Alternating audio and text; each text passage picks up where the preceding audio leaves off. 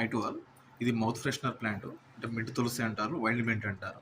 దీనికి medicine benefits చాలా ఉన్నాయి. ఇది ఒక లీఫ్ వచ్చేసరికి దాదాపు 2 అవర్స్ పాటు మనకి చాలా ప్లెజెంట్గా ఉంటుందండి.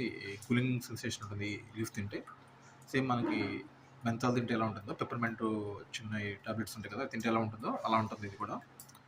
దీనికి చాలా మెడిసిన్ బెనిఫిట్స్ ఉన్నాయి.